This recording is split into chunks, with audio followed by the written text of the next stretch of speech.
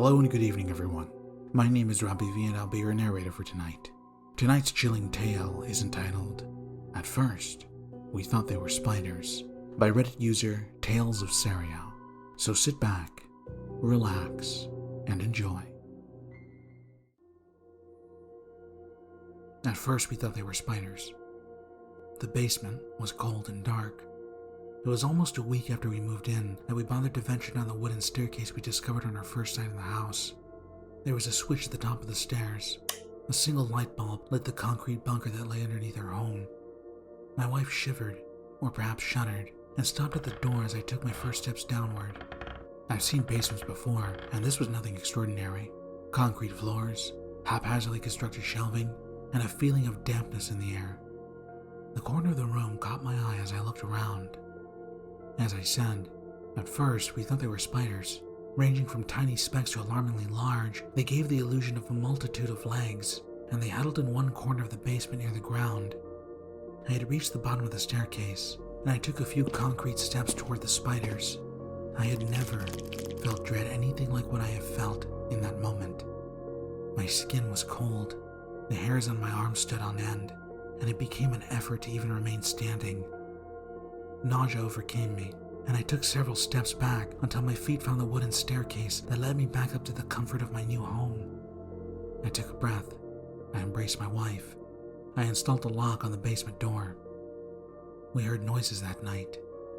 The sounds of hushed movement, a rustling, and something a little more organic. The sound of limbs, hundreds, thousands of them. Flesh moving and grinding itself in the middle of the night.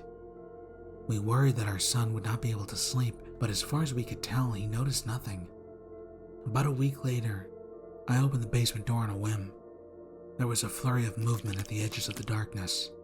I flicked on the light, and the spiders scurried. I caught a haunting glimpse of them scattered in bunches all around the room. The walls and the ceiling were dark with patches of the creatures huddling together, breathing. As the light came on and I blinked, I retreated back into the shadows, back into the corner. I gagged at the smell. I've never smelled anything like it. An exterminator was called, but he couldn't even make it down the stairs before throwing up all over himself. He was inconsolable. He wanted nothing to do with us. He told us it was our own problem, and that we weren't paying him enough for that, whatever it was. Things quieted down for a while. We figured it could be dealt with later if we just ignored it and kept the door closed. But it lingered, as these things do. In the back of my mind, I could see the basement, see the spiders, and in the night, we could hear them. It was getting louder. My wife didn't agree, or at least she wouldn't admit it. I couldn't blame her for denying it. My skin crawled at the thought of the basement and the spiders that inhabited it. I needed to go away on business. I didn't want to go. My wife didn't want me to. Our son cried as I pulled out of the driveway. My wife held him in her arms and solemnly waved, then kissed him on the cheek. I knew it would be fine. There were only spiders after all. I was away longer than intended. Negotiations ran long. I spent long nights at the hotel and long days in an unfamiliar office. On the third day after returning to my hotel room, I spoke to my wife on the phone. Her tone was soft. I could picture her glazed eyes. "They came out tonight," she said. I was tired and irritable. What? Who? I asked. "It feels so good." She groaned, letting out a sigh. I gripped the phone in my hand. I decided to return home. There are more important things in life than keeping a client happy, I decided. I drove home the next morning. It took me half the day.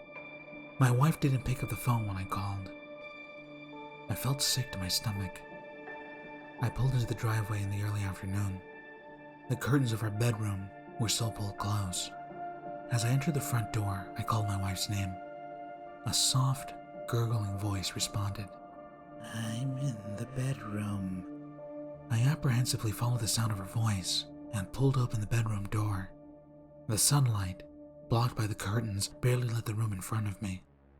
On the floor lay my wife, naked, pale, shuddering. In the corner of the room, the carpet floor was decayed, leaving a hole into the basement from which protruded 3 limbs. Black, living, disjointed. One limb pierced the skin of her chest area, spreading a black rash to the surrounding skin. Dark blood had dried around the wound, and fresh blood poured over that onto the carpet. One limb had wrapped itself around her leg and broken it. A bone stuck out at an angle I couldn't bear to look at. The third smallest limb had snaked its way into my wife's mouth, where it pulsed. That matted black fur that covered it, brushing against her sickly pale skin. Vomit stained the edges of her mouth, the front of her chest, and the carpet underneath her head. The stench overpowered me, and I immediately threw up on the floor in front of me. The sounds I made caused a reactionary movement. The third limb quickly retracted from her mouth, causing blood to well up from her throat and flow out onto her body and the floor. This vessel disappeared into the dark mass in the corner. The other 2 limbs moved in unison to pull her towards their destination in the corner. Her legs snapped again, and the skin on her chest ripped further as she was violently wrenched into the wall. The limbs pulled at her in unnatural ways. I watched, falling to my knees, vomit filling my nose and pouring from my mouth. Her chest was torn open, and her body folded into an impossible shape as her body was broken and pulled through the rotten hole in the floor into the basement. I cried out, my voice cracked, and through my tears I saw more limbs moving outwards from the corner of the room towards me. My hands felt puddles of my vomit as I pushed myself backwards out through the bedroom door. I scrambled to my feet and moved, dazed as quickly as I could, down the hallway towards my son's bedroom. I couldn't think straight. I could barely see. I threw open the door. My son's corpse lay empty. What was once the body of my child was now an empty shell. His insides appeared to have been sucked dry. A black rash covered parts of his skin near his mouth and chest. His skull had collapsed inwards, as though it were the cocoon of an insect crushed by the fingers of a man. I screamed. I stumbled forward and landed on my hands and knees in front of my son. In desperation, I grabbed what was left of his arm and lifted it. The arm broke easily, the skin tearing to reveal weakened, rotting bones within. I cried out again as every part of him I tried to hold, to feel, simply fell apart to my touch. I heard the sound of flesh moving, grinding against itself from below the room. I noticed that the floor underneath my son had rotted and darkened, and by this time the sound became deafening. The rotted portions of the floor underneath my son's corpse began to fall away, and through the holes, I saw limbs, black with matted fur and dead flesh, writhing and climbing in the basement below. Thousands of limbs fighting with each other, but somehow coordinated, rising toward me and filling the space of the basement below. The stench, nearly unbearable before at this point, overwhelmed me completely. My vision faltered, and I struggled to remain conscious. I stopped breathing, and I fell backwards onto the carpet. The jolt awakened me. I don't know how I found the strength, but I crawled to my feet and ran from the room. Tears hindered my vision as mucus and vomit filled my nose and mouth. I dared not look back into my bedroom as I continued to run. I swore I could see the walls and the floors of my house slowly rotting and turning black, surrendering themselves to that blight in the basement. I tripped and rolled out on the floor of the house, then scrambled back to my feet as I felt the limbs of the creature brush against my ankle. I screamed again and pulled my ankle as hard as I could. The limbs didn't get a chance to grip me properly, and I stumbled to my feet. I ran. I dared not look back. I dared not slow down. I dared not close my eyes. My breath ran out, yet I kept going. I could feel my body crying out for me to relent or to give in, but I couldn't. I allowed myself a brief look backwards and was faced with a sight I will never forget. An enormous spider-like leg protruding to the roof of the house, shivered and stretched as the house appeared to be pulled down from the inside almost all at once. Black smoke began to spread from where my house had stood only moments ago, but I turned back and continued to run. I didn't stop until my body collapsed and I lay losing consciousness in the middle of the road. An older man was the one to come across me, to listen to my incomprehensible cries of monsters, of my home, of my family. He gave me water. He took me to get help, but he didn't believe me. Nobody believed me. After some reflection, it's hard to blame them.